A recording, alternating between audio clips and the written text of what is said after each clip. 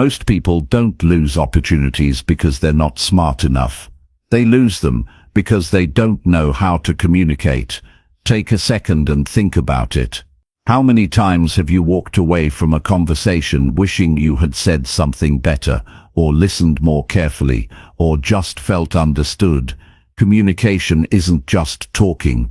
It's how people decide if they can trust you, respect you, or follow you. This video is about 10 tips to boost your communication skills.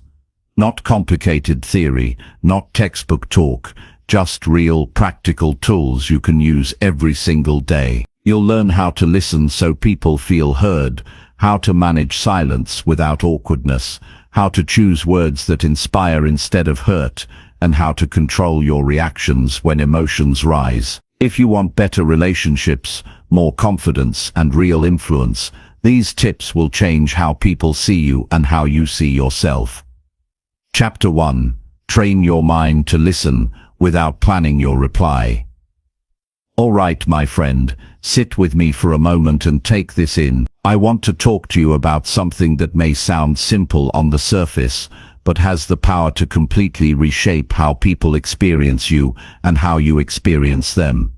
It's the skill of training your mind to listen without planning your reply. It sounds easy, but in practice it is one of the hardest things for human beings to master. Yet it is one of the most valuable things you can ever give to another person and to yourself. Think about how most of us communicate. Someone speaks, and instead of actually hearing them, our mind starts racing.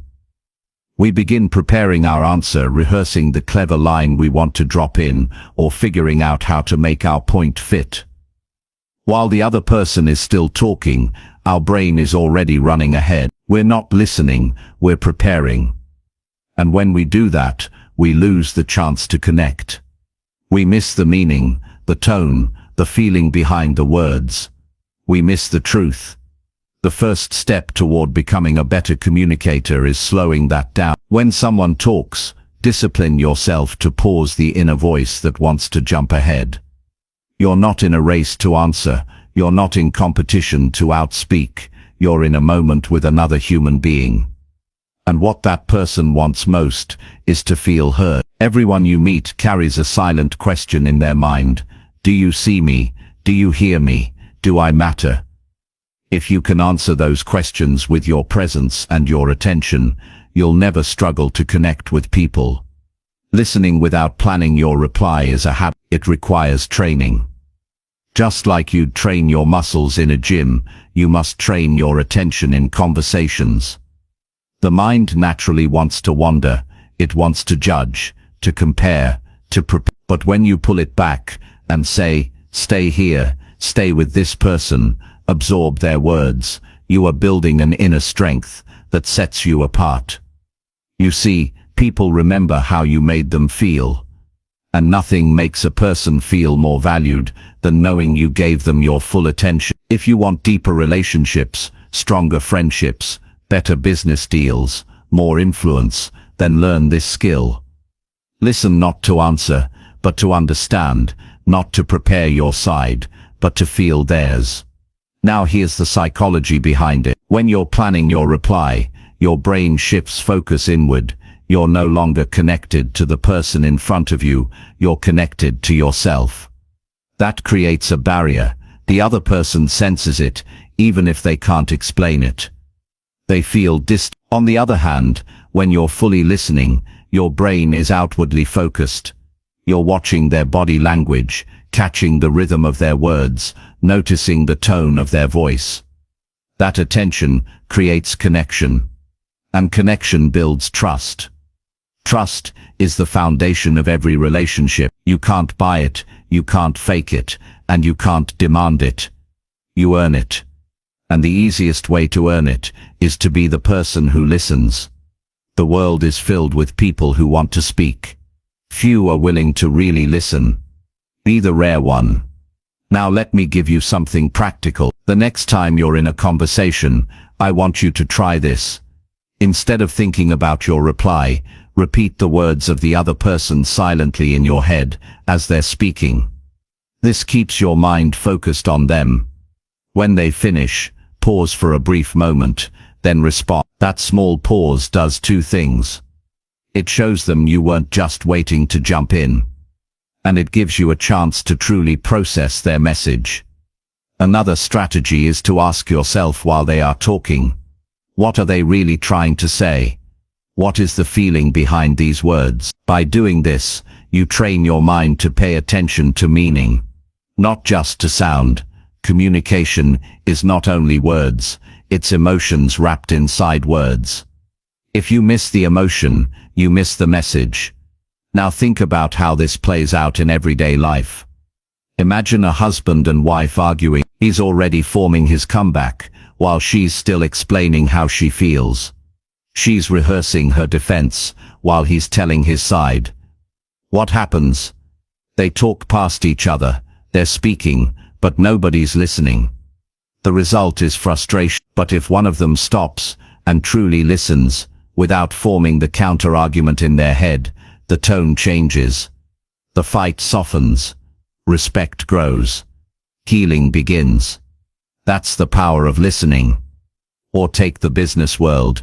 You sit across the table from a client. They're explaining their needs, but you're already preparing your sales pitch. You're not catching the real pain they're describing. And because of that, you miss the chance to serve them better. On the other hand, if you quiet your inner reply and listen fully, you'll notice details others overlook. You'll understand the true problem. And when you respond, you'll hit the mark.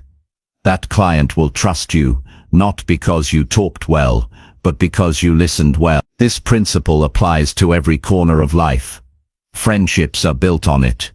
Parenting depends on it. Leadership requires it, and personal growth demands it. If you want to grow as a person, learn to discipline the chatter in your head. Stop treating every conversation like a debate you must win. Instead, treat it as an opportunity to learn. Because here's the truth, when you stop planning your reply, you open yourself to surprise. You begin to hear things you would have missed. You learn from people you once ignored, and you discover that wisdom comes not just from talking, but from absorbing. Listening is the doorway to knowledge. Now I know some of you may be thinking, but if I don't plan my reply, I'll sound unprepared. No, my friend, you won't. You'll sound present. You'll sound thoughtful. People will notice that you respond with intention, not reaction. And that carries more weight than any rehearsed line ever could. So how do you train this skill every day? Start small. When you talk with a friend, set the intention.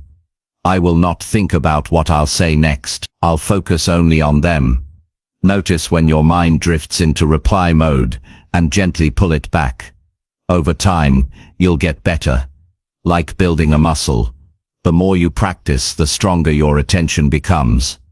Another daily exercise is journaling about your conversation. At the end of the day, ask yourself, did I really listen? Did I give that person my full focus? Where did I drift into reply mode? This reflection sharpens your awareness. It builds accountability with yourself. And don't forget this.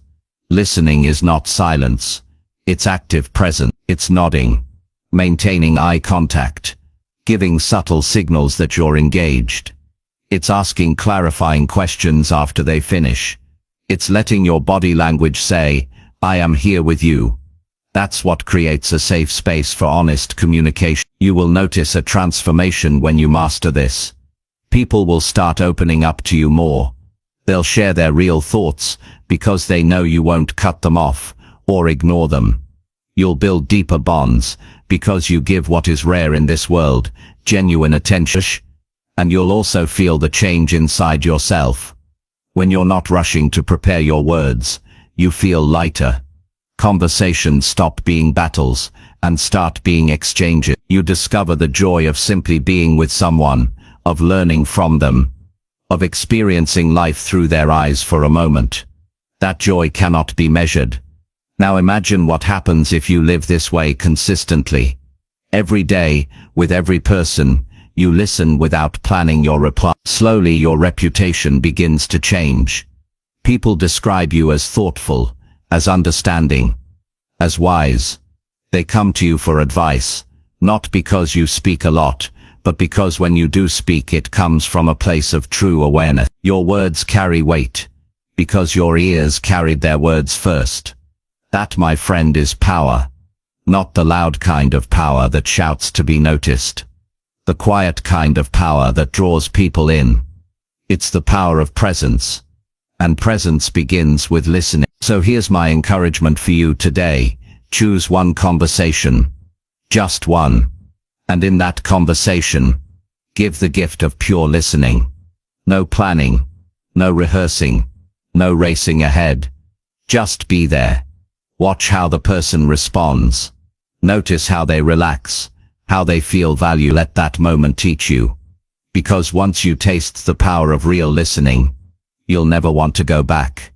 You have the ability to change your relationships, your career, and your personal growth. By mastering this single habit, train your mind to listen without planning your reply, and you'll discover a level of connection that most people spend their whole life searching for. Start. Chapter 2. Use pauses wisely and give space for honest words. When you speak, the words you choose matter, but the silence between your words matters even more. Many people think communication is only about saying the right things, yet some of the most powerful parts of any conversation happen in the quiet moments. A pause is not empty, a pause is full. It allows truth to breathe, it allows emotions to rise to the surface, it gives the other person the space to find their voice. When you learn to use pauses wisely, you move from being someone who only talks to someone who creates connection. Most of us were raised to believe that constant talking shows confidence, authority, and intelligence. So we rush, we fill every gap with sound, with explanation, with arguments. We fear silence because it feels awkward. But real growth happens when you understand that silence is not a weakness, it is a tool. A pause allows the listener to digest your words. It allows your message to sink deeper than if you had simply rushed through. And for the person you're speaking with, a pause gives them a chance to gather courage, to reflect, and to offer honest words back. Think about how it feels when someone never stops speaking. You nod, you smile politely, but inside you're exhausted. You don't have a chance to contribute. You don't feel invited into the conversation. The other person may think they've communicated, but what they've really done is built a wall of words. Now imagine someone who speaks with calm presence, who shares their thoughts clearly and then waits. That pause feels like an open door.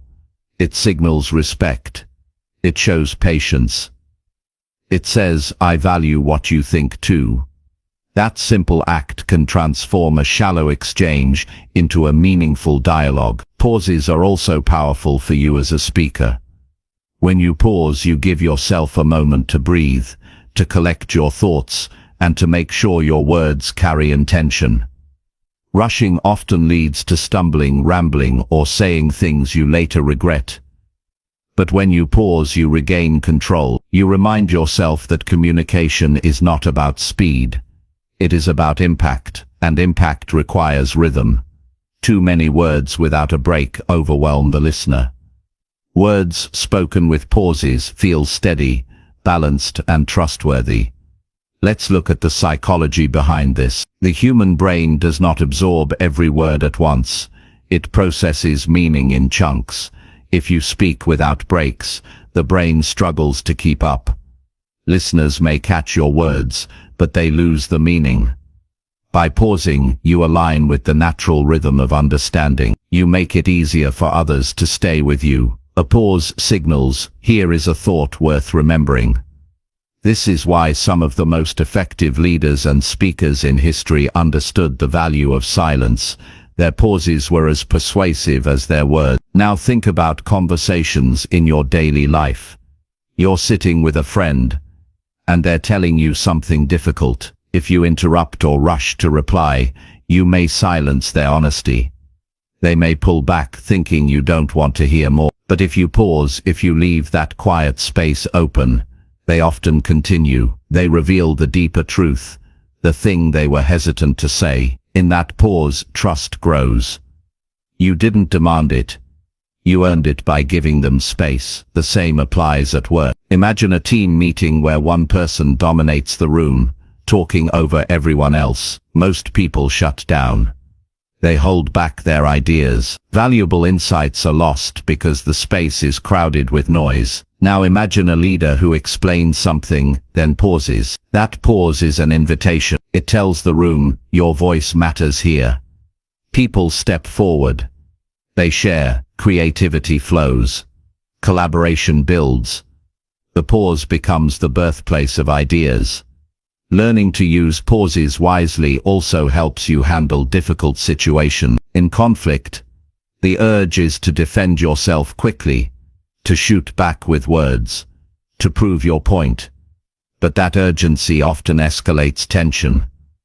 A pause, even a short one, changes everything. It cools the heat. It gives you a chance to consider a thoughtful response instead of an emotional reaction. It gives the other person space to calm as well. Many arguments that spiral out of control could be softened if just one person had the discipline to pause before speaking. There's another level to this. The pause inside yourself. When you pause before speaking, you listen to your own mind. You notice if your words are aligned with your values. You ask yourself, is this helpful? Is this necessary? Is this kind? That split-second pause can save you from regret. It can keep you from saying things that weren't others, or damage your reputation. Over time, this habit creates a reputation for wisdom and composure. People will begin to trust your words because they see you do not waste them. Let's talk about how to practice this. The first step is awareness. Pay attention to how often you rush in conversation. Notice if you cut people off, finish their sentences, or talk over them. Don't judge yourself, just notice. Then begin training yourself with intentional pauses. When someone finishes speaking, wait 2 or 3 seconds before you respond. This will feel long at first, but in reality it is not. To the other person, it shows you respected their words enough to think before answering. To you, it creates the space to respond more thoughtfully. Another exercise is reading out loud. Take a book or article and read a page while deliberately inserting pauses at natural breaks. This trains your brain to get comfortable with silence. You'll notice how the words sound more powerful when you allow space around them. This carries directly into your everyday conversations. In high-pressure situations, pausing may feel unnatural. You may think silence shows weakness, but in reality, silence shows control. The person who can pause demonstrates confidence. They are not desperate to fill every second. They know their value does not depend on constant speaking. This confidence is magnetic. People lean in, they listen more closely, because they sense weight in your words. Let me give you an example. Picture 2 negotiators at a table. One talks rapidly, filling every second, trying to convince, trying to push. The other speaks clearly, makes their point, then pauses. That pause forces the first negotiator to sit with the words. It creates pressure. It shows strength. Often the one who pauses is the one who gains the upper hand. The same principle applies in daily conversations. The pause is power. Using pauses wisely is also about respect for yourself. You deserve to be understood. Your ideas deserve attention. If you rush, you rob yourself of that clarity. If you pause, you highlight what matters most. Pauses give weight to your truth, and weight is what makes people remember. But beyond power and influence, the deeper beauty of a pause is that it honors humanity. It honors the fact that every conversation is not just an exchange of information. It's an exchange of lives. When you give someone room to speak honestly, you're saying, I see you. That's what people crave more than polished words. They crave space to be real. Over time, as you practice this, you'll notice changes in your relationships. People will feel safer with you. They'll share more openly, because they know you won't rush to judge or cut them off. You'll discover truths about people you never knew, simply because you paused long enough for them to reveal it. You'll also feel a shift in yourself. You'll feel calmer in conversations, more centered, more present. You'll find that communication no longer drains you, but energizes you, because it becomes about connection, not competition. Think about how rare this is in our world today. We live in a time of constant noise, social media advertising, endless notifications. They all compete for attention. People are starving for silence, starving for space. When you are the person who brings that silence into your conversations, you become unforgettable. You become the rare presence that people seek out because you make them feel seen, heard, and valued. So the challenge is clear. Embrace the pause. Stop fearing silence. Stop filling every gap with chatter. Begin practicing the discipline of holding space. Let your words breathe. Let others breathe. Create moments of honesty by allowing pauses to exist. At first it may feel strange, but soon it will feel natural, and then it will feel powerful. Remember this: words carry meaning, but pauses carry truth. If you want to boost your communication skills to a level most people never reach, master the art of using pauses wisely. Speak with intention, stop with purpose, and give others the room to share their honest words. Do this consistently, and you will not only become a better communicator, you will become a better human being. Chapter 3. Replace nervous habits by practicing calm, steady breathing. Nervous habits are the small actions we often don't notice, but everyone else can see. Tapping fingers on a table, shifting your feet, biting your nails, playing with your pen, or filling every second with and. These habits creep in when you feel tense, uncertain, or pressured. You may not even be aware of them, but they send a message. They tell people you are uneasy, unprepared, or lacking confidence. The good news is you are not stuck with them. You can replace nervous habits with calm, steady breathing. And once you learn how to use your breath, you take back control of your presence, your voice, and your mind. Think about what happens inside your body when you feel nervous. Your heart starts racing, your palms sweat, your chest tightens, and your breathing gets shallow. These are natural responses.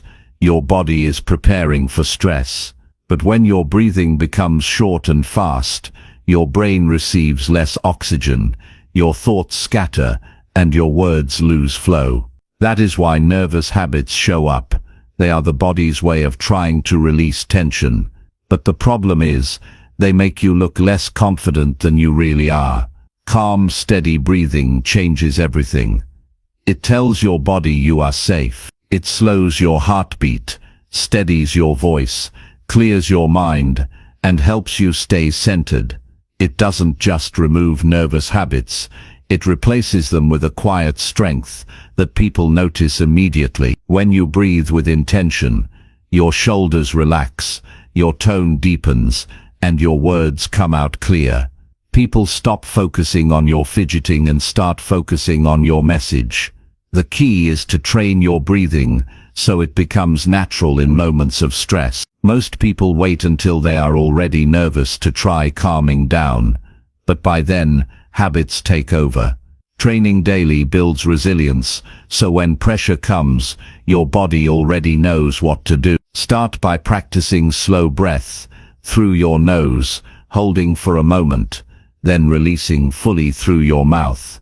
This simple exercise signals your nervous system to calm down. Do it for just a few minutes a day, and you will notice a shift. Now let's apply this to real situation. Imagine you're about to give a presentation. You feel your heart speeding up, your hands start to shake, and your voice feels tight.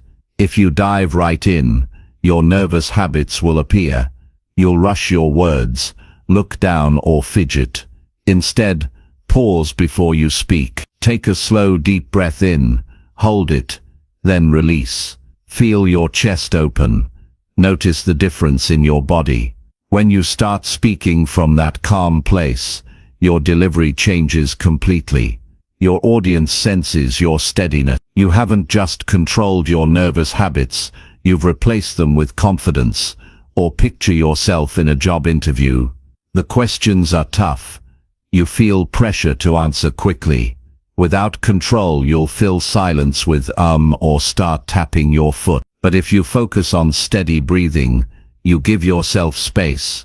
You take a breath before answering, and that breath gives your mind time to form a clear thought. Instead of blurting out words, you respond with confidence.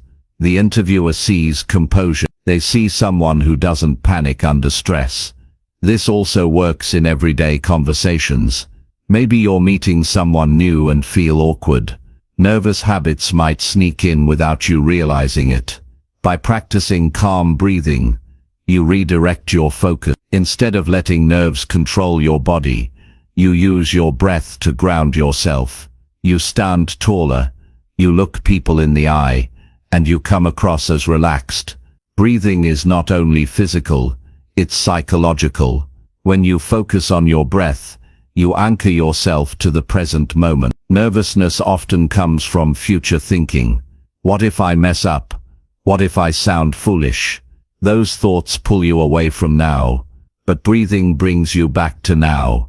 Inhale, exhale, this moment, this word, this person.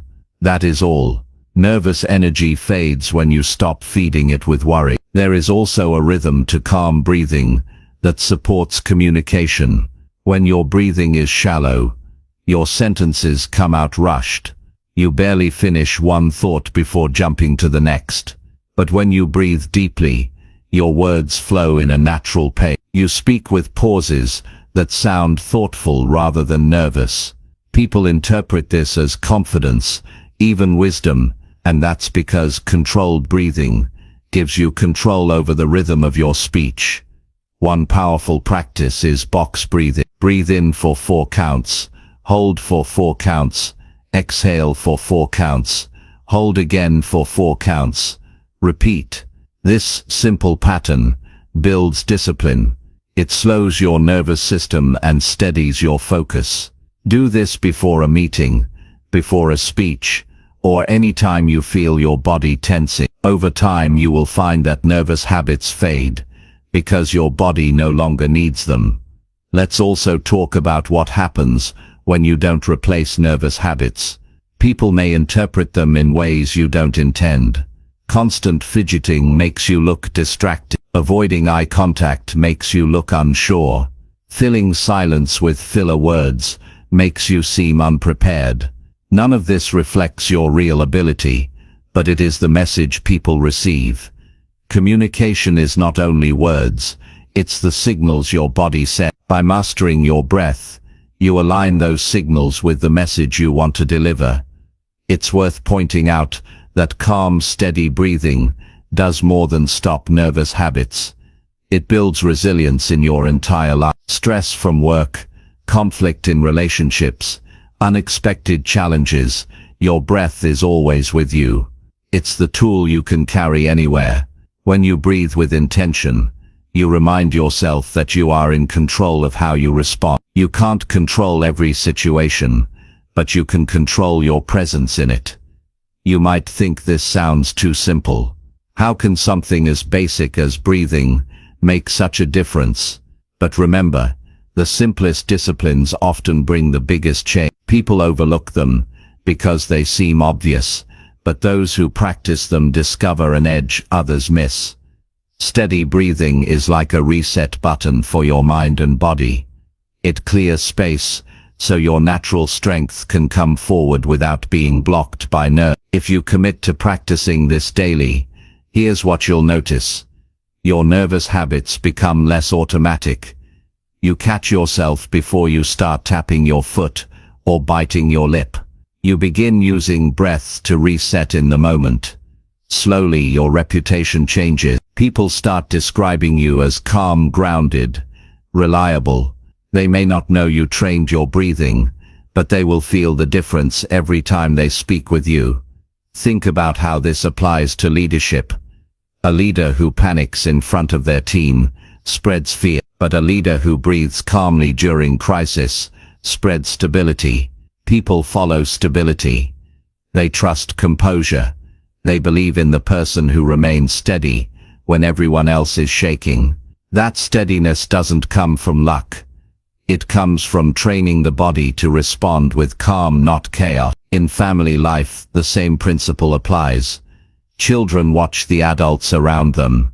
If you show nervous habits in stressful situations, they learn to copy them.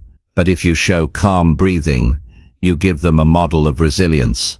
You teach them through example how to face challenges with strength. Breathing also sharpens your memory and focus. Nervous energy scatters the mind. Calm breathing gathers it. When your brain has enough oxygen, your recall improves. You remember details in conversations. You respond more thoughtfully. This adds depth to your communication. People feel not only that you listened, but that you remembered. And that memory builds connection. The greatest transformation comes when calm breathing becomes automatic. At first, you will need to remind yourself, but with practice, it becomes your default. The moment pressure rises, your body responds with steady breath. You don't need nervous habits anymore because you've replaced them with discipline. That is when communication feels effortless. Your words match your presence. Your body matches your intention. People sense your confidence without you forcing it.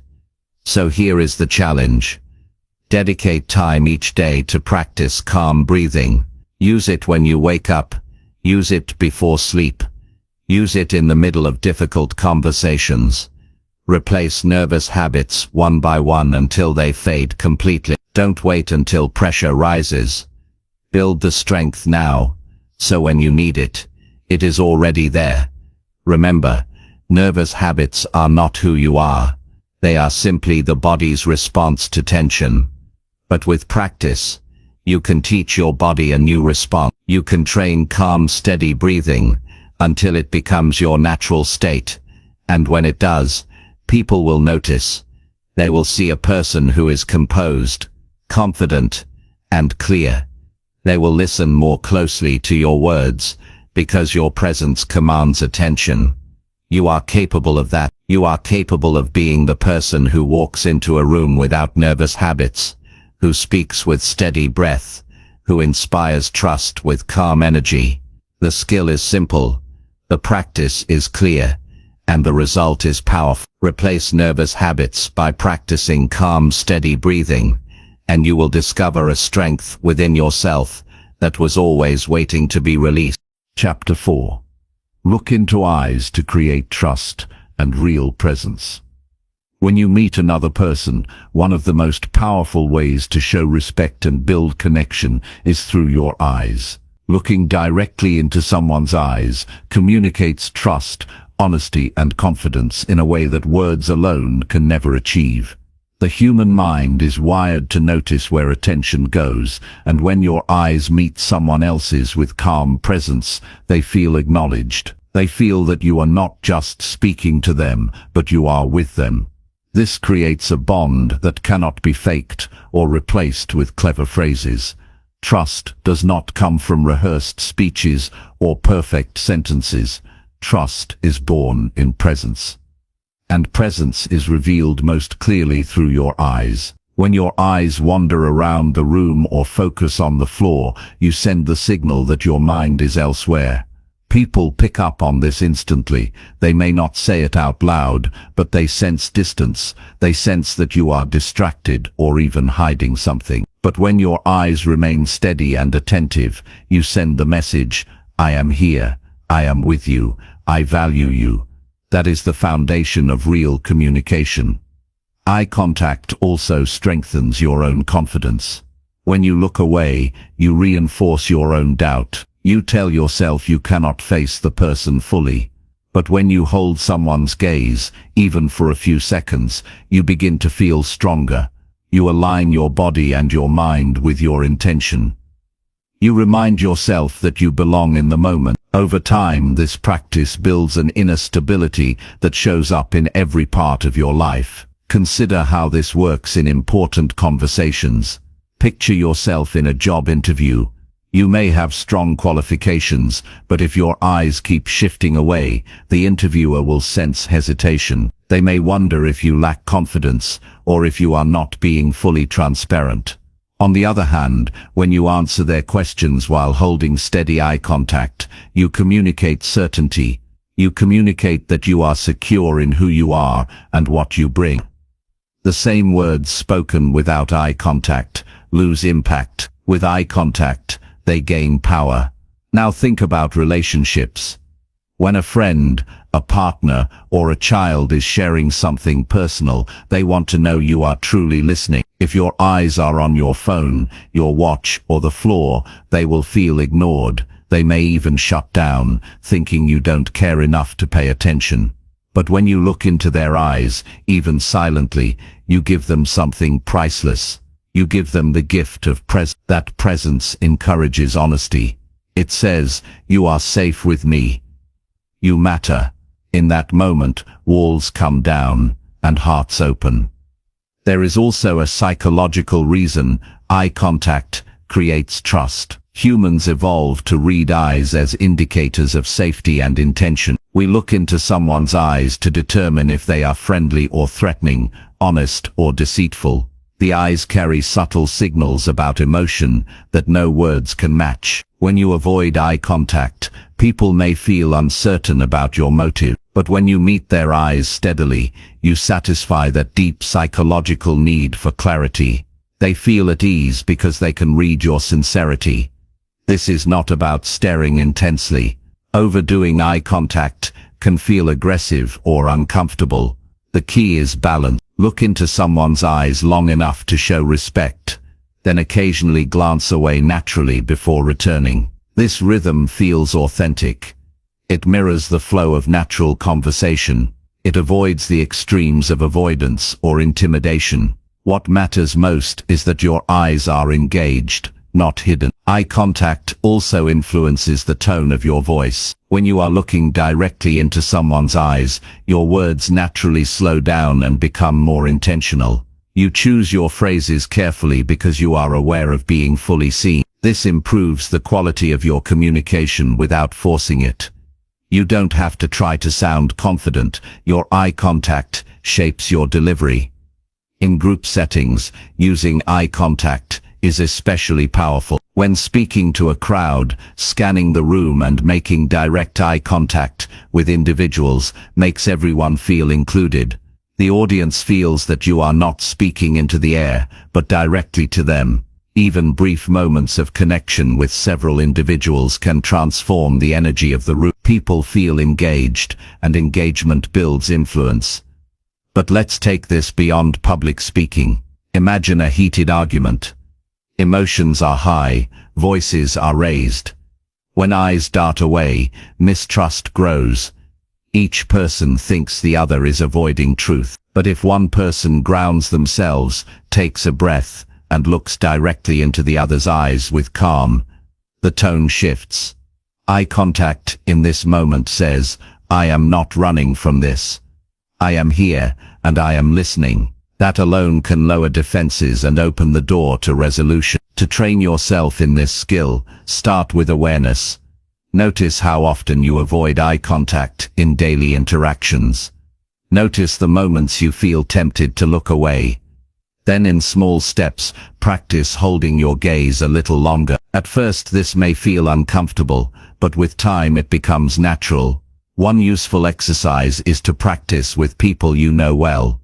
When you talk with a close friend or family member, focus on keeping steady eye contact while they speak. This builds comfort in a safe environment before you apply it in more challenging situations. Another way to strengthen this is through reflection. At the end of the day, think back to your conversations. Ask yourself, did I maintain presence through my eyes? Did people feel seen? Did I avoid connection by looking away? This reflection helps you improve gradually. Over weeks and months, you will notice that people begin to respond differently to you. They lean in more, they trust you more quickly. They share more openly, all because you gave them the simple but rare gift of eye contact. One of the most important benefits of looking into someone's eyes is authenticity. In a world where distractions are constant, authenticity stands out. People are used to half listening, half watching interaction. They are used to conversations where phones steal attention. When you give full eye contact, you stand apart. You become memorable because you give what most people no longer give, your full self. That authenticity makes you a person others want to follow, work with, and build relationships with. There is also a spiritual dimension to this. When you look into another person's eyes, you are not just seeing their face. You are acknowledging their humanity. You are saying, I recognize you. That recognition builds dignity on both sides. You feel more connected to them, and they feel more connected to you. This connection is the essence of meaningful communication. It is not about clever words, but about presence that touches the heart. Consider how this skill shapes leadership. A leader who avoids eye contact seems distant. Their team may feel uncertain or even mistrustful, but a leader who regularly looks into the eyes of their team members communicates value. They show that they are not above anyone but present with everyone. This builds loyalty and respect. People want to follow a leader who makes them feel seen. In personal growth, this practice teaches you courage. It is not always easy to meet someone's eyes, especially in vulnerable situations. But when you practice it, you strengthen your ability to face discomfort directly. You prove to yourself that you can stand steady in front of others. That courage carries into every part of life. Eye contact also enhances listening. When you look into someone's eyes while they are speaking, you block out distractions. You focus entirely on their message. This creates deeper understanding. You catch nuances in their tone, subtle changes in their expression, and emotions that might otherwise be hidden. That depth of listening makes your responses far more meaningful.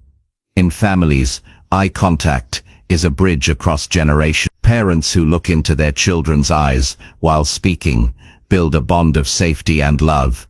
Children who grow up with that presence feel secure and valued.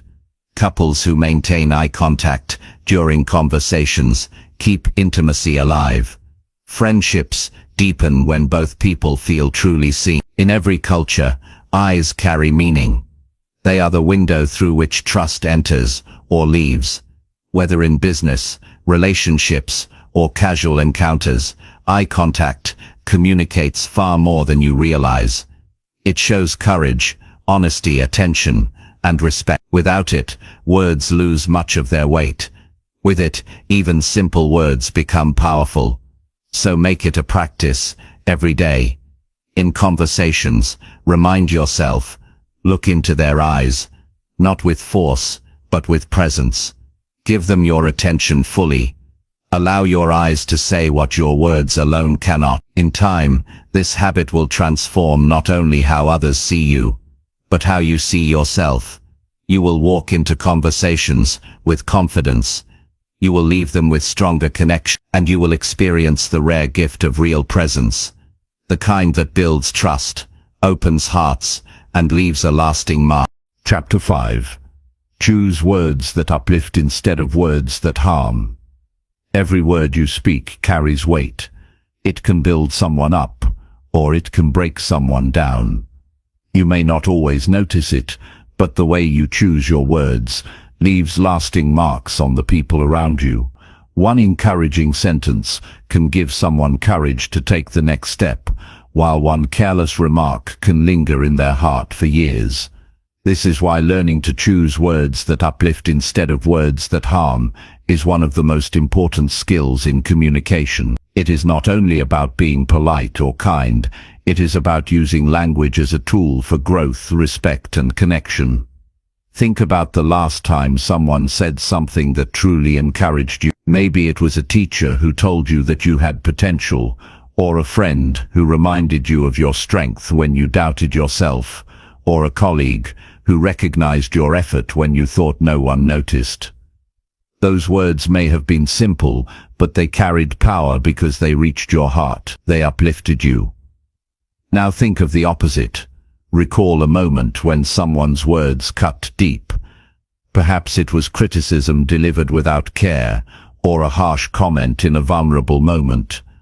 That memory probably stayed with you too. This is the truth. Words are never neutral. They move people toward growth or toward pain. When you choose words that uplift, you are making a decision to add value to people's lives.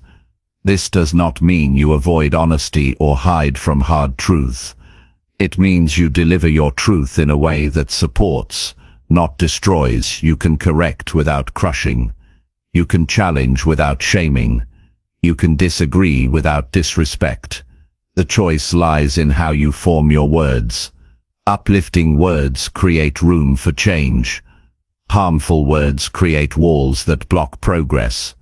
In every conversation, you face this choice. For example, when a child makes a mistake, you can say, "You never do anything right," or you can say, "This didn't go well, but I believe you can do better next time." Both sentences address the same mistake, but one plants seeds of doubt while the other plants seeds of hope. Over time, those seeds grow. The child who hears uplifting words builds confidence.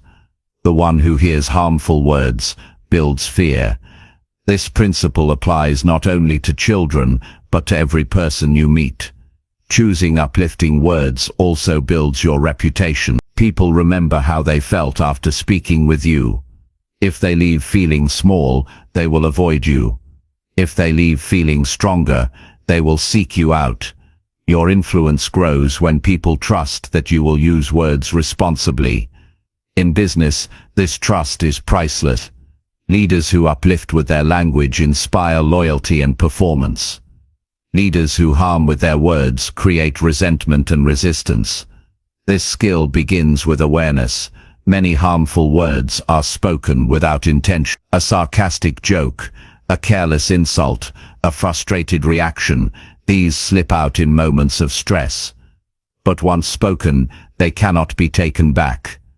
Uplifting communication requires slowing down and asking yourself, what effect will my words have on this person? That pause can prevent damage and replace it with encouragement. It takes discipline, but the rewards are immense. Another key is empathy. To uplift with your words, you must understand how others feel. This means listening carefully and paying attention to the emotions behind their words. When you sense someone is struggling, a single sentence of support can make a difference. "I see how hard you are working. I know this is not easy, but I believe in you." These simple phrases acknowledge both the struggle and the strength. They don't dismiss the difficulty, but they point toward hope. Uplifting words are not about flattery or empty praise. People recognize when you are being insincere. Real encouragement comes from noticing something true and giving voice to it. This means paying attention. Look for the effort, the progress, the courage, even in small steps. Acknowledge it. By naming the positive you see, you shine a light that others may not notice in themselves. That light can guide them forward. There is also an important personal benefit. When you discipline yourself to choose uplifting words, your own mindset shifts. Instead of focusing on flaws, you train your mind to see strength. Instead of dwelling on mistakes, you look for potential. This practice not only helps others, it builds optimism and resilience in you. Words shape thoughts, and thoughts shape life. By using uplifting language, you create an atmosphere of growth around you and within you. Think about conflict situations. Emotions run high, tempers flare, and harmful words are often the first response. Yet these are the moments where uplifting words are most needed. Instead of saying, "You always mess things up," you can say, "This result isn't what we hoped for, but I know we can work together to fix it." The first response divides. The second unites. By choosing uplifting words in conflict, you de-escalate tension and open a path to resolution. The same applies in everyday interactions. A cashier at the store, a co-worker in the hallway, a stranger on the street, all of them carry silent battles you cannot see. Your words may be the only encouragement they receive that day. A simple "thank you for your help" or "I appreciate what you did" may seem small to you, but it can be life-changing to someone who feels unseen. You never know the weight someone is carrying, so choose words that lighten the load, not add to it. There will be times when you must give criticism. Uplifting words do not mean avoiding correction, but the way you deliver correction determines whether it harms or helps. Instead of tearing down, frame your feedback as guidance. Instead of saying, "This is terrible," say, "Here are some ways we can make this stronger." The goal is not to deny mistakes, but to build pathways for improvement. People respond far better to guidance that uplifts than to attacks that humiliate. To develop this discipline, practice self-reflection. At the end of each day, review your conversations. Ask yourself, did my words build or break? Did I encourage or discourage? This reflection keeps you accountable. Over time it shapes new habits. You begin to catch harmful words before they leave your mouth. You begin to seek opportunities to encourage. Another powerful practice is journaling uplifting language. Write down phrases you can use in different situations. At work, at home, with friends. Keep them ready in your mind, so when the moment comes, you can choose them. For example, "I'm proud of the way you handled that. I respect your effort. You've improved so much." Having these phrases ready helps you respond with positivity, even under pressure. In families, uplifting words create strong bonds. Children who grow up hearing encouragement develop confidence that lasts a lifetime. Spouses who exchange uplifting words build intimacy and resilience in their marriage. Parents who uplift each other show their children what respect looks like. On the other hand, families filled with harmful language carry wounds that may last for generations. By choosing uplifting words, you break cycles of harm and build legacies of strength. In leadership, uplifting language turns teams into communities. Workers who hear recognition and encouragement are motivated to give their best. They feel valued, not just as employees, but as people. Leaders who only criticize create fear. Leaders who uplift create loyalty. A culture of encouragement is not built by big speeches, but by consistent daily words that honor effort and progress. Even with yourself, words matter. The way you talk to yourself shapes your confidence. If you constantly tell yourself you are not good enough, you reinforce fear and doubt. But if you train yourself to speak uplifting words to your own mind, "I am capable, I can grow, I will learn," you build inner strength. The words you speak internally are as important as those you speak outwardly. Uplifting language begins within. Every day, you have countless chances to choose. Do you criticize or do you encourage? Do you tear down or do you build up? Do you harm or do you uplift? These choices shape not only your relationships, but your character. People will remember the way you spoke to them, long after they forget the exact words. They will remember whether you left them heavier or lighter, smaller or stronger. So make it your discipline to choose words that uplift. In every setting, work, family, friendships, strangers, commit to leaving people better than you found them. Use words to recognize effort, to point toward growth, to honor humanity. Avoid the temptation of sarcasm, cruelty, or careless remark. Hold yourself to the higher standard of encouragement. This discipline may not always be easy, but it is always worth it. In the end, words are tools. You can use them to build bridges, or to build walls. You can use them to create hope, or to create harm. The decision is yours, and every day, with every sentence, you shape not only the lives of others, but also the person you are becoming. Choose words that uplift, and you will create a life marked by trust, respect, and lasting influence. Chapter 6. Match your tone with the emotion of your message.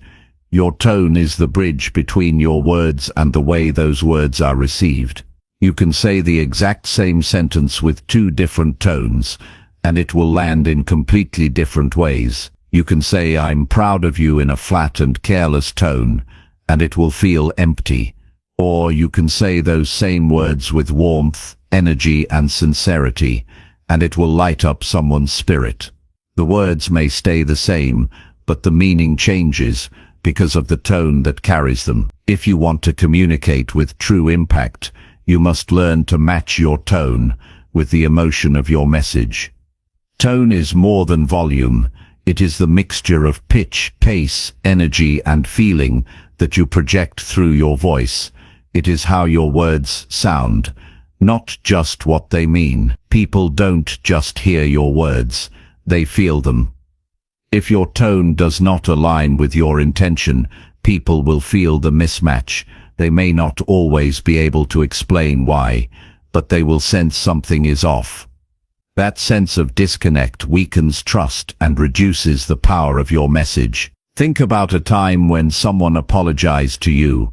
If their words were, "I'm sorry," but the tone was sarcastic or flat, you didn't believe them. The apology didn't matter because the tone betrayed the truth. Now imagine someone who said the same words with genuine softness, steady eye contact, and careful pacing. The apology carried weight because the tone matched the message. This is the difference between speaking and connecting. Matching your tone to your message requires awareness and control. Many people move through conversations on autopilot. They say what they want to say without considering how it sounds. They rush, they speak too harshly, or they keep their tone flat regardless of the situation. The result is misunderstanding. The listener receives something completely different from what was intended. To avoid this, you must pause, recognize the emotion you want to express, and adjust your tone accordingly. When you are sharing joy, your tone should carry energy and warmth. When you are offering comfort, your tone should slow down, soften, and carry calm. When you are giving direction, your tone should be clear, firm, and steady. When you are celebrating someone's success, your tone should rise with enthusiasm. The emotion behind the message determines the music of your voice. Without that alignment, your words risk falling flat or even causing harm. This is especially important in leadership. A leader who announces good news with a monotone voice drains the excitement from the room. A leader who addresses serious challenges with a casual or playful tone signals a lack of awareness. Teams read tone as much as they read words. They look for consistency between the message and the emotion. A leader who aligns both earns respect and trust. A leader who does not creates confusion and doubt. In relationships, tone carries even greater weight.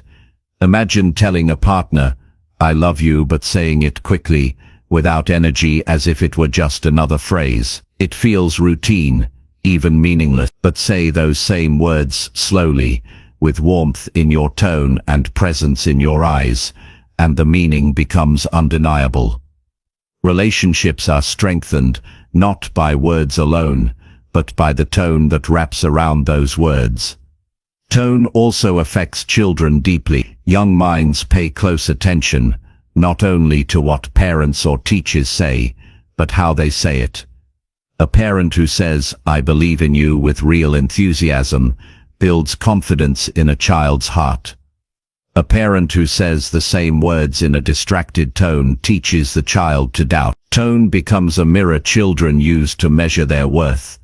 By matching tone with message, you give them not just words, but experiences of support and encouragement.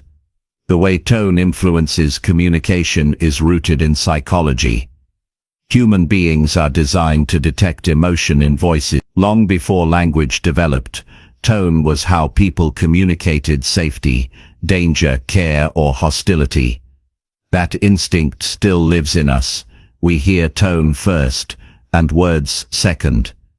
This is why someone can say the right words, but still be misunderstood if the tone does not match. Our brains place more weight on how something sounds than on the literal meaning. To master this, practice becoming conscious of your tone. Record yourself speaking and play it back. Notice if your tone matches the emotion you wanted to express. Often people are surprised to hear themselves. What they thought sounded enthusiastic comes across flat. What they thought was firm comes across harsh. This exercise creates awareness and gives you the chance to adjust. Another practice is slowing down before you speak. Ask yourself, what emotion do I want to convey? Is it encouragement, seriousness, celebration, empathy? Once you know, shape your tone to reflect it. This requires self-discipline, but over time it becomes a natural habit. Your tone begins to shift automatically to match your intention. In professional settings, this skill gives you an edge. A salesperson who speaks in a rushed or monotone voice loses the interest of the client, no matter how strong the product. But a salesperson who matches tone with message, excited when introducing benefits, calm when addressing concerns, steady when explaining details, creates confidence and connection. The difference is not in the product, but in the delivery. In conflict, tone is often the deciding factor. You can say, "We need to talk about this issue," in a sharp, impatient tone, and the other person becomes defensive. Or you can say the same words in a calm, respectful tone, and the door to dialogue opens. People often remember the tone of a conflict more than the exact words. They may forget the details of what was said, but they will always remember how it felt. Tone is also vital in moments of motivation. If you want to inspire, your voice must rise with energy. Your words must carry conviction. If your tone is flat, people will not feel moved even if your message is powerful. But when your tone matches the fire of your intention, people feel it in their hearts. They are not just hearing, they are experiencing. There is a fine balance to strike. Over-exaggerating tone can feel fake. Underusing tone can feel lifeless. The goal is authenticity. Let your tone flow from genuine emotion. If you are proud, let your voice carry pride. If you are compassionate, let your voice carry care. If you are serious, let your voice carry weight. Authentic tone is not about performance. It is about alignment between inner feeling and outer expression. Daily practice makes this easier. You can train your tone by reading passages out loud with different emotion. Read the same sentence as if you were excited, then as if you were sad, then as if you were serious. Notice how tone changes the meaning. This builds flexibility in your communication. It prepares you to adapt your tone in real conversations, without forcing it. Tone is also influenced by your physical state. When you are tired or stressed, your voice often sounds flat or impatient. This is why self-care matters. Rest, hydration, and calm breathing all affect your tone. By taking care of your body, you give your voice the ability to carry emotions more effectively. Tone does not only impact others, it also impacts you. When you adjust your tone to match your message, you reinforce your own intention. For example, speaking encouragement with an uplifting tone not only motivates others, it boosts your own spirit. Speaking with a calm tone in conflict not only diffuses tension for others, it keeps you composed. The tone you choose becomes the emotion you feel more strongly. This principle is not just about big speeches or formal moments. It applies to daily life. Saying thank you with sincerity builds goodwill with strangers. Asking a question with curiosity instead of suspicion invites honest answers. Greeting someone with energy instead of indifference sets the tone for the interaction. Every conversation becomes an opportunity to practice matching tone with message.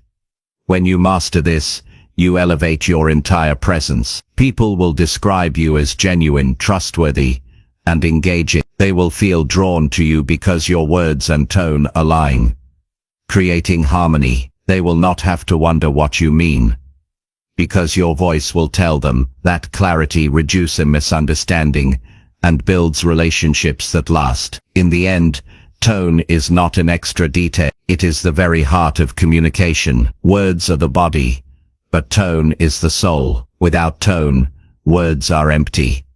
With tone that matches the message, words come alive. They reach not only the ears, but the heart. They create experiences that people remember long after the conversation ends. So commit to this discipline. Match your tone with the emotion of your message. Pay attention to how you sound, not just what you say. Train yourself to align your inner intention with your outer voice. Use tone to carry truth, encouragement, and connection. Do this consistently, and you will discover that your communication reaches a deeper level of impact. People will not only hear your words, they will feel them. And when people feel your words, they change. That is the power you hold in your voice.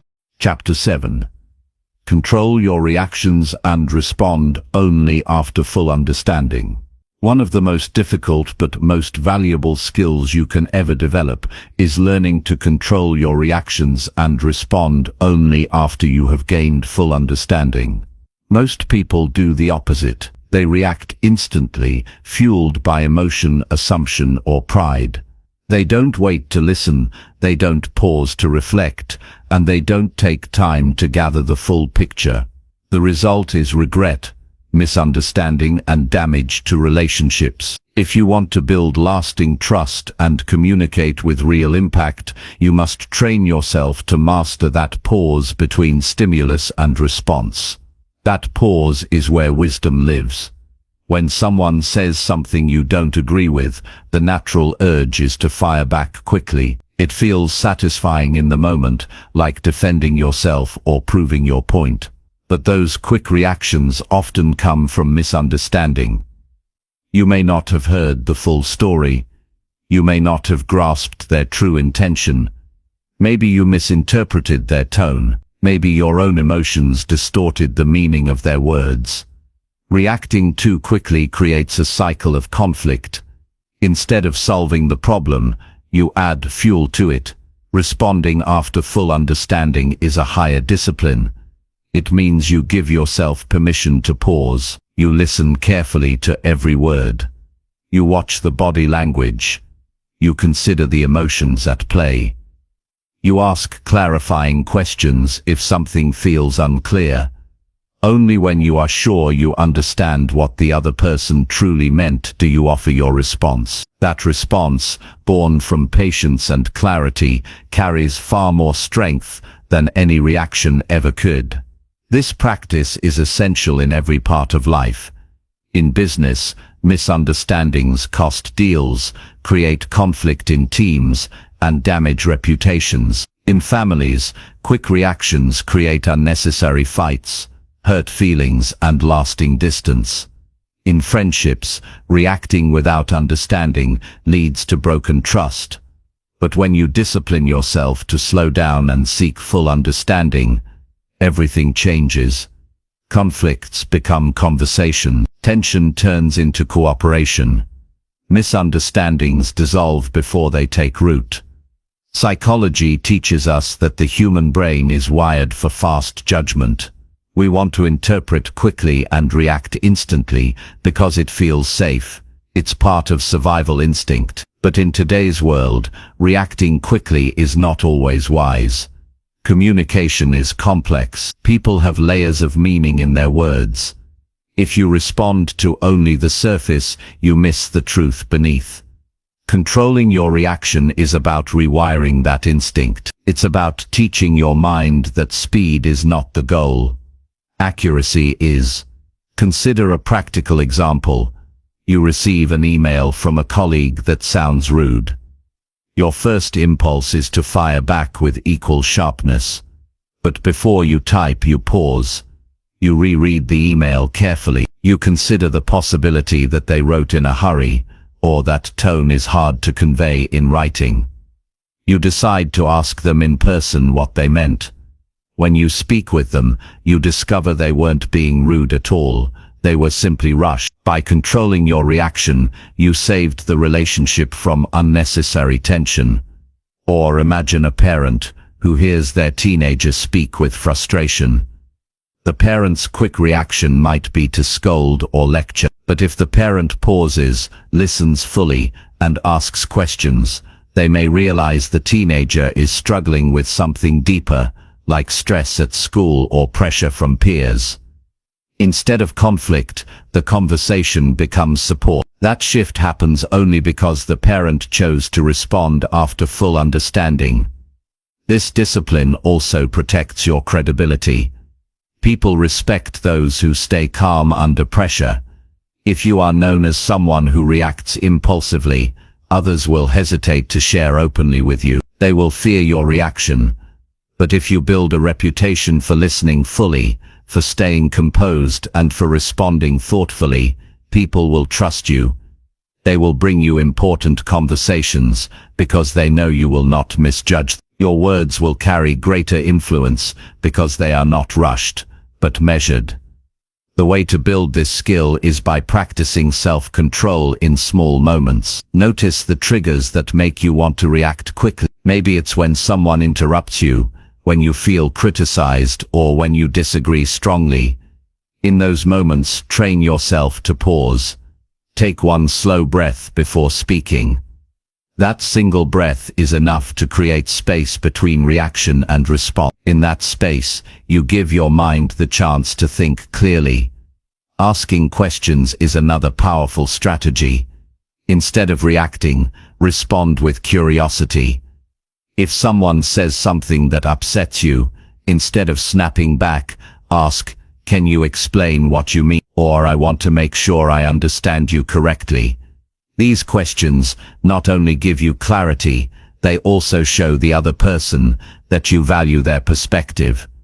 Often, people soften when they see that you are seeking to understand rather than rushing to judge. It's also important to control your internal dialogue. When you hear something that stirs emotion, your mind often creates a quick story. They don't respect me. They're trying to insult me. They don't care about my opinion. These thoughts fuel instant reaction, but most of the time, those stories are assumptions, not truth. By pausing, you give yourself a chance to separate fact from assumption. You ask yourself, what do I really know here? What might I be missing? That awareness saves you from unnecessary conflict. Responding after full understanding also strengthens relationships over time. When people see that you consistently take the time to understand them before responding, they feel valued. They feel that their words matter to you. This builds trust at a deep level. People are far more open with those who listen with patience than with those who rush to react. Over time, you become known as someone who is safe to talk to, someone whose responses are fair and thoughtful. In leadership, this skill is critical. Teams look to leaders for steadiness. If a leader reacts impulsively, the whole team feels unstable. But if a leader listens carefully, gathers facts, and responds with clarity, the team feels secure. Decisions made from full understanding are better decisions. They avoid the mistakes that come from acting too fast. A leader who masters this builds not only trust, but also effectiveness.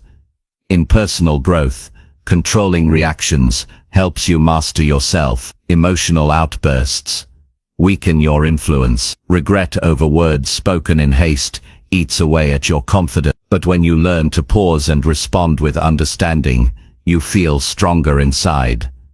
You gain respect for yourself because you know you are not a slave to impulse. You are in charge of your words and actions. That sense of control builds dignity and resilience. The truth is that most conflicts in the world are not caused by real differences, but by miscommunication. People react before they understand, and small issues grow into big divides. By being the person who waits for clarity, you prevent those divides from growing. You become a peacemaker, someone who builds bridges instead of walls. This is not weakness, it is strength. It takes far more power to hold back a reaction than to release it.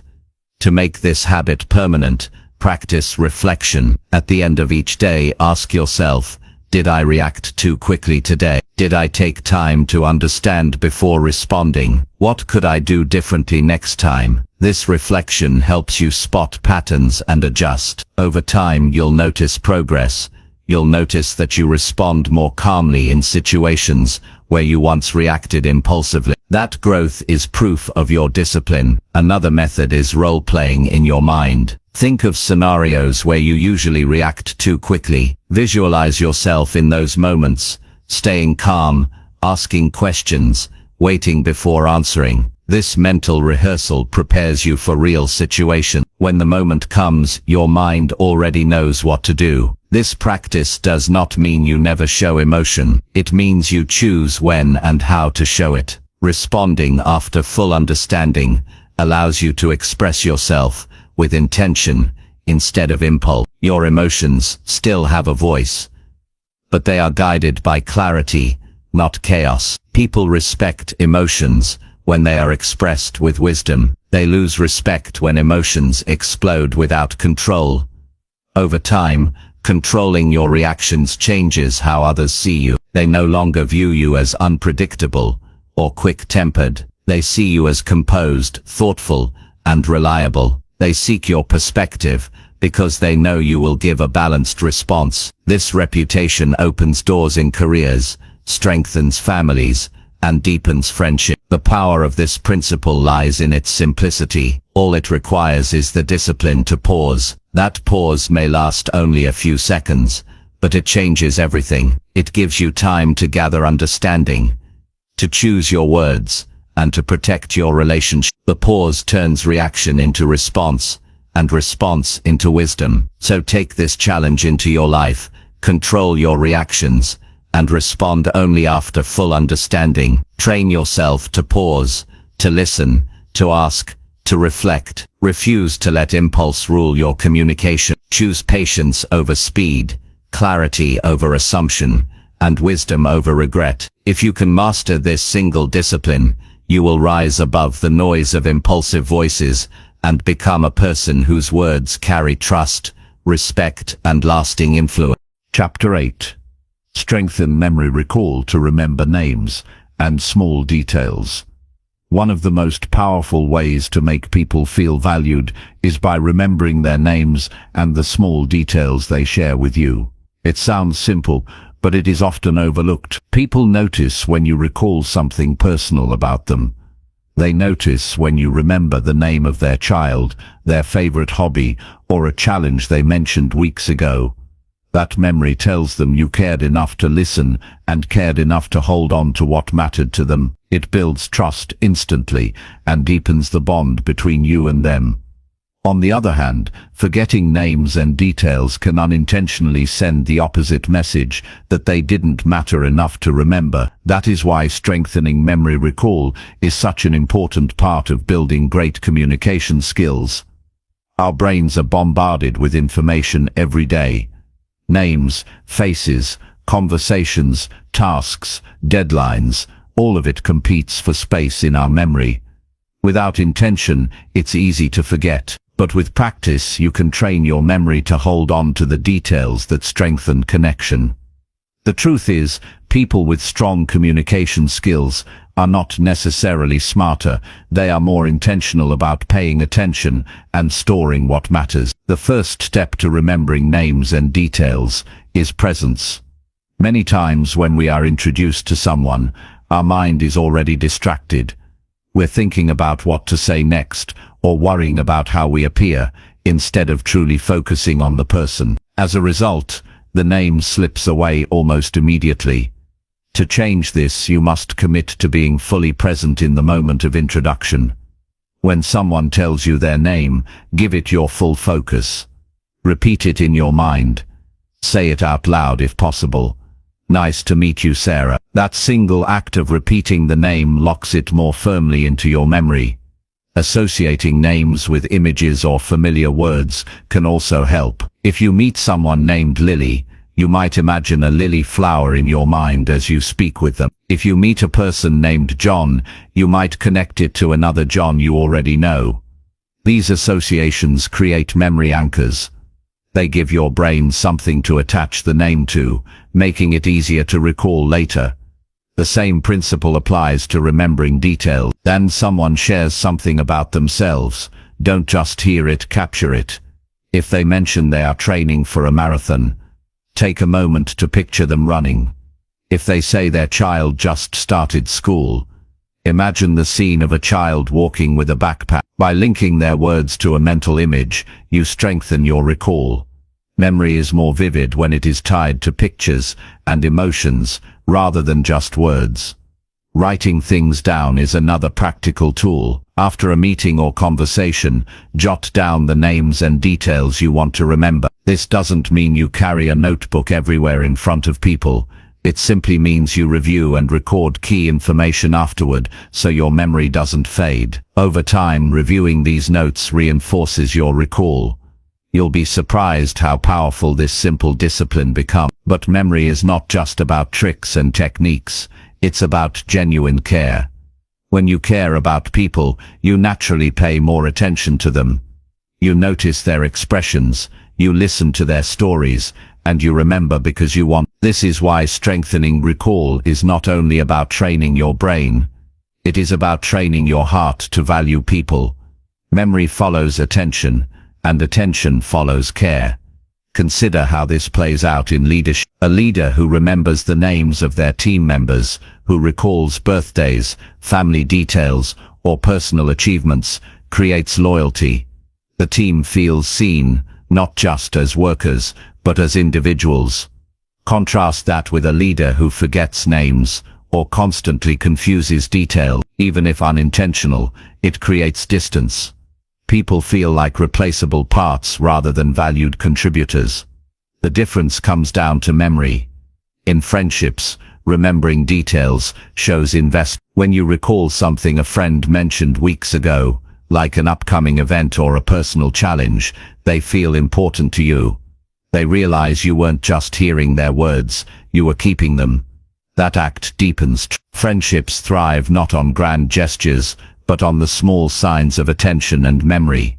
In professional networking, remembering names is essential.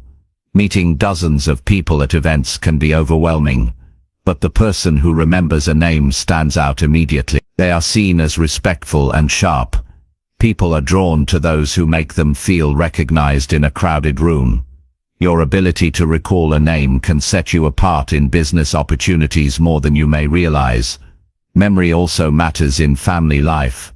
Children, for example, thrive on recognition. When a parent remembers small details about their child's day, the child feels loved and understood. A spouse who remembers little preferences, like how the other likes their coffee, strengthens the bond of care. Families are not built on words alone, but on the everyday proof that you notice and remember. Let's also recognize that memory can be trained like a muscle. Just as physical exercise strengthens the body, mental exercises strengthen recall. Practice memorizing small lists, reviewing names, or challenging yourself to recall details from your day. Over time, these exercises sharpen your brain's ability to store and retrieve information. This benefits not only your communication, but your overall mental clarity. Nutrition, rest, and focus also affect memory. A tired or distracted mind struggles to hold information. Taking care of your body, reducing distractions, and giving full attention to conversations all play a role in recall. Memory is not just about techniques, it is about lifestyle choices that support clarity of thought. When you develop strong memory recall, you become a person people trust. They don't have to repeat themselves to you constantly. They don't feel forgotten. They know you listen deeply enough to carry their words with you. That experience is rare, and because it is rare, it is powerful. This is not about perfection. You will still forget sometimes. But by making the effort, you show intention. You show that you want to improve. People notice that effort and appreciate it. A simple "I want to make sure I remember. Can you remind me of your name again?" said with sincerity is far better than pretending. Over time, as your recall strengthens, those moments will become few. Here is the greater truth. Memory is not just about remembering facts. It is about remembering people. When you strengthen your recall for names and small details, you are telling people, "You matter enough for me to remember you." That message builds bonds that last far longer than any clever conversation. Imagine walking into a room where everyone feels that way about you, where people remember your name, your story, your struggles, your victories. How good would that feel? Now imagine being the person who gives that gift to others. You can. By practicing memory recall, by valuing names and details, you can become that person who makes others feel recognized, valued and respected. This skill may seem small, but it has ripple effects. People open up more when they know you remember them. They trust you more when they see you carry their words beyond the moment. They feel inspired to give back the same level of attention. One person's effort to remember can create a culture of care in families, workplaces and communities. So train yourself each day. Be present in introductions. Create associations that lock names and details in your mind. Write down what you want to remember. Review and practice. Often. But above all, choose to care enough to remember. Because memory is not just a mental exercise, it is an act of respect. It is the quiet way of saying, "I hear you, I value you, and I will not forget you." And that, more than anything else, is what strengthens relationships and elevates your communication to a higher level. Chapter 9. Practice patience in silence and let others feel heard. Patience is one of the greatest strengths you can bring into any conversation, and silence is one of the most powerful tools to show that patience. Too often, people rush to fill every gap in dialogue. They interrupt, they finish sentences, or they shift attention back to themselves. But when you practice patience in silence, something remarkable happens. The person in front of you feels safe to share more. They feel valued. They sense that their words matter enough to be given space. That experience of feeling truly heard is rare, and when you provide it, you set yourself apart as someone worth trusting. Silence is not emptiness, it is presence.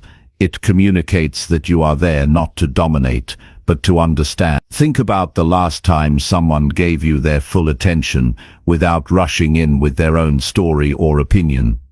It probably felt like a relief. It gave you the freedom to finish your thought, to gather your words, to express yourself without fear of being cut off. That is what patience in silence gives to others. It allows them to go deeper. It allows truth to surface that might otherwise remain hidden. Many people confuse silence with weakness. They think that if they are not constantly speaking, they will lose influence or seem disengaged. In reality, the opposite is true. Those who master silence carry an authority that constant talkers never achieve. Silence shows control. It shows confidence. It shows that you do not need to prove yourself with endless words, because your presence is already enough. By holding silence, you invite others into the moment with you. You shift the focus away from competition and into connection. Practicing patience in silence also prevents misunderstanding. When you rush to speak before someone has finished, you risk misinterpreting their point. You assume too quickly. You answer a question they weren't even asking. By waiting, you give yourself the gift of clarity. You allow them to fully explain their thought, and only then do you respond. This habit saves relationships from unnecessary conflict and creates conversations built on accuracy instead of assumption. Silence is especially powerful when emotions are involved. If someone is upset, angry, or grieving, the worst thing you can do is rush to talk over their feelings. What they need most is space. By remaining silent, by nodding, by maintaining eye contact, you show them that you can handle their emotions without judgment. You give them permission to release what they are carrying. That release may not happen if you fill the space with advice or correction. Sometimes the greatest support you can give is simply your silent presence. Patience in silence is also about resisting the urge to dominate. In group settings, the loudest voices often take over, while quieter ones hold back. But the most valuable insights often come from those who wait. If you practice silence and create openings, you encourage others to contribute. You send the signal that every voice matters, not just the loudest. This habit builds stronger teams, healthier relationships, and more balanced conversations. Think about leadership. A leader who constantly talks leaves no room for others. They may believe they are motivating, but in truth, they are suppressing ideas. A leader who listens patiently, who pauses and lets silence work, draws out contributions from the whole team. They uncover solutions and perspectives that would otherwise remain hidden. That kind of leader builds loyalty because people feel seen and respected. Patience in silence also strengthens your self-control. Many people feel anxious in silence. They think silence is awkward or uncomfortable. But if you train yourself to embrace it, you discover a deeper level of calm. You no longer fear the gap between words. You use it as a tool. That self-control increases your influence. People sense that you are not ruled by impatience, but by discipline. In family life, silence plays a crucial role. Children, for example, often need time to find the right words. If a parent interrupts too quickly, the child may stop sharing altogether. But if the parent waits patiently, the child feels encouraged to continue. The same is true in partnerships. Sometimes your spouse doesn't need you to fix the problem. They just need you to listen quietly until they finish expressing their feelings. That silence communicates care more than any advice could. Even in friendships, silence strengthens connection. Friends who allow each other to speak freely, without interruption, create bonds built on trust. Patience says, "I value you enough to wait." It says, "Your words matter to me." Over time, this builds a depth in the relationship that cannot be achieved through constant chat. The discipline of silence also helps in conflict resolution. Arguments often spiral because both sides are eager to respond before the other is finished. Voices rise, tempers flare, and no one feels heard. But if one person practices patience and holds silence while the other speaks, tension decreases. The speaker feels acknowledged. The listener has more time to understand. That moment of silence becomes the turning point from conflict to understanding. Silence is not passive. It is active engagement without interruption. It requires focus, attention, and respect. You show it through body language, nodding, maintaining eye contact, leaning in slightly. You show it through restraint, resisting the urge to cut in, resisting the urge to share your story immediately. This kind of silence communicates louder than words that you are fully there with the person. Patience in silence also sharpens your awareness. When you are not focused on what you will say next, you begin to notice details. You hear not only the words, but the tone. You see the subtle changes in expression. You pick up on the emotions behind the message. That deeper awareness allows you to respond with empathy and precision, rather than with shallow assumptions. Practicing silence does not mean you never speak. It means you choose the right moment to speak. When you wait patiently, your words carry more weight. People listen more closely because they know you do not speak just to fill time.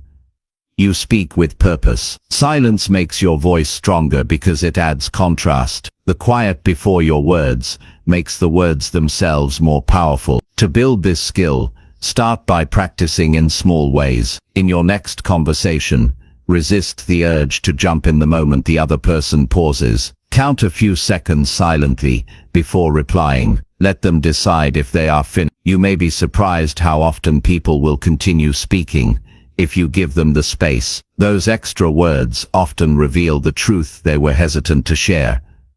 Another practice is reflecting on your conversations. At the end of the day, ask yourself, did I listen fully? Did I allow silence, or did I rush to fill it? This awareness helps you see where you can improve. Over time, you will find yourself more comfortable in silence, and others will begin to notice that they will describe you as a great listener, not because of what you said, but because of what you allowed. This skill transforms your presence. In a noisy world where everyone is competing to be heard, you will stand out by being the one who listens. You will be remembered not for overwhelming words, but for creating moments where others felt truly understood. People will seek you out because you give them what is rare: space to express themselves fully. Silence is not empty space, it is fertile ground where honesty grows. It is the pause that allows meaning to sink in. It is the proof that you are not here only to speak, but to connect. Practicing patience in silence takes humility, discipline and care, but the reward is immeasurable. It deepens relationships, prevents misunderstandings and builds trust. So embrace silence. Don't fear it. Don't rush to escape it. See it as a gift you can give to others and to yourself. Use it to let people feel heard, to let emotions settle, to let truth rise. Make patience in silence a daily discipline, and you will discover that the most powerful communication often happens in the moments when no words are spoken at all. Chapter 10. Reflect nightly on conversations and note daily improvements. At the end of each day, there is a simple but transformative practice that can turn ordinary communication into extraordinary growth. Reflection. Most people move from one conversation to another without ever pausing to think about how they spoke, how they listened, and how they could improve. They repeat the same patterns, fall into the same habits, and wonder why their relationships and influence do not change. But those who take time each night to review their conversations, to notice what went well and what could be done better, begin to shape themselves into stronger communicators day by day. This practice requires honesty, patience, and discipline, but it rewards you with clarity and consistent improvement. Reflection is not about guilt or self-criticism. It is not about punishing yourself for mistakes. It is about awareness. It is about looking back with curiosity instead of judgment, so you can learn from your experiences. Every conversation contains lessons if you are willing to look for them. Every interaction shows you something about your strengths, your weaknesses, and the effect you have on others. By taking time to notice those lessons before the day ends, you prevent them from being lost. Imagine ending the day by replaying a conversation in your mind. Maybe you recall a meeting at work where you interrupted someone too quickly. Instead of ignoring it, you write down, "I need to pause more before speaking." That small note becomes a reminder for tomorrow. Or you think about a dinner conversation with a friend where you truly listened and offered encouragement. You note, "That was effective. I want to do more of that." Over time, these reflections accumulate into patterns. You see clearly where you stumble and where you shine, and once you see, you can change. This habit is powerful because it turns experience into growth. Many people assume they will automatically improve with time, but experience alone does not guarantee improvement. Reflection does. Time only teaches those who stop to learn. By reviewing conversations nightly, you accelerate your growth far beyond those who simply repeat each day without awareness. The act of writing down daily improvements is essential. Thoughts are fleeting. If you only think about your conversations without recording anything, the insights fade quickly. But writing makes them solid. It makes them real. A simple notebook or journal can become your personal roadmap for communication growth. Each page holds your lessons, your reminders, and your progress. When you look back weeks or months later, you see how far you have come. That record builds confidence and motivates you to keep improving. The process doesn't need to take long. 5 or 10 minutes before bed is enough. What matters is consistency. Each night ask yourself questions like, did I listen fully today? Did I rush anyone? Did my tone match my intention? Did I encourage someone? Did I let my emotions control me? Did I make someone feel valued? Answer honestly and then write down one improvement for tomorrow. That simple act builds momentum. Reflection also helps you become more self-aware. Many of your communication patterns are invisible to you until you stop and look at them. For example, you may realize that you often change the subject when others talk about their struggles, or that you tend to fill silences because you feel uncomfortable, or that you rarely give compliments, even when you feel them. These small habits shape how others experience you. By noticing them at night, you bring them into the light where change becomes possible. Another benefit of nightly reflection is emotional release. Conversations can carry tension, frustration, or regret. If you don't process them, they linger. But reflecting allows you to put them into perspective. You can acknowledge, I wish I had handled that differently, and then plan how to do better next time. This clears your mind and allows you to rest peacefully, instead of replaying mistakes endlessly. Reflection transforms regret into fuel for growth. Over time, this discipline also improves your confidence.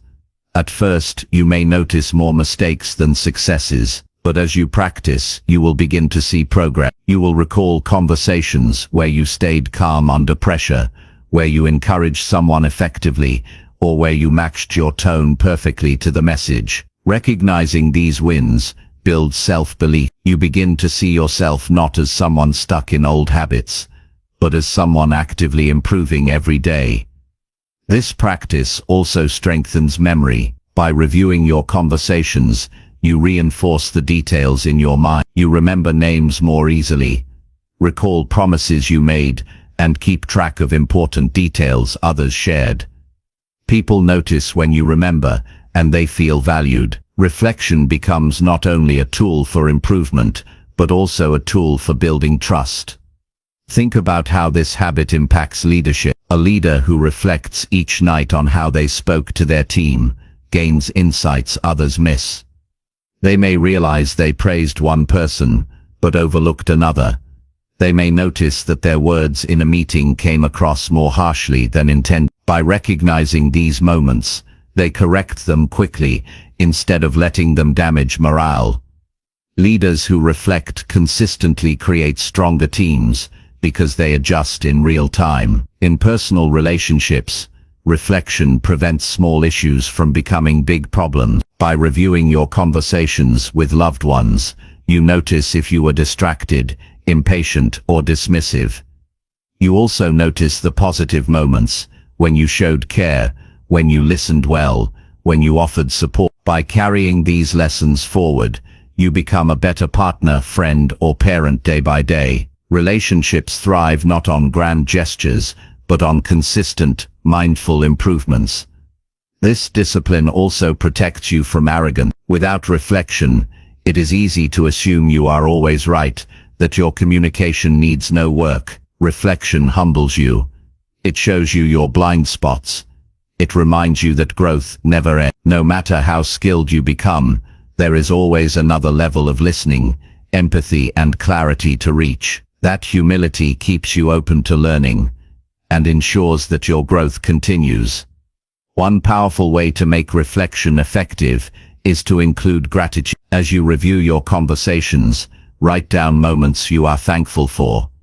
Maybe someone shared something personal with you. Maybe you had a meaningful exchange that lifted your spirit. By recognizing these, you not only improve your skills, but also deepen your appreciation for the people around you. Gratitude makes reflection not just a practice of correction, but a practice of joy. The discipline of nightly reflection also changes how you approach conversations during the day. When you know you will review them later, you pay more attention in the moment. You listen more carefully. You speak more thoughtfully. And you stay more present. Reflection at night improves awareness during the day. It creates a cycle of growth, where each conversation becomes an opportunity to practice what you have learned. Some may resist this practice, thinking it is too simple to make a difference. But the truth is, simple disciplines practiced consistently create extraordinary results. Reflecting each night may not feel dramatic in the moment, but over months and years, it transforms your communication. It sharpens your listening, refines your words, strengthens your presence, and deepens your relationship. Consider this. Professional athletes review their performance after every game. Musicians review recordings of their practice. Successful businesses review their operations regularly. Why should communication, which shapes every part of your life, be treated with less importance? Reflection is your personal review. It is how you ensure that each day contributes to your growth instead of repeating old patterns. The practice also helps you forgive yourself. Everyone makes mistakes in communication. You will interrupt. You will react too quickly. You will say things you wish you hadn't. Reflection gives you a chance to acknowledge those mistakes, learn from them, and let them go. You don't have to carry guilt into the next day. You simply carry the lesson. That freedom allows you to approach tomorrow with a fresh start. At its core, reflecting nightly on conversations is about taking responsibility. It is about owning your role in communication instead of blaming circumstances or other people. It is about asking, what could I have done differently? And then committing to do better. That responsibility empowers you. It reminds you that growth is within your control. So each night, before you close your eyes, give yourself this gift. Review your conversations. Notice the lesson. Write down your improvements. Do not rush it. Do not avoid it. And do not dismiss it. Even if you record just one insight each night, imagine the progress you will make over a year.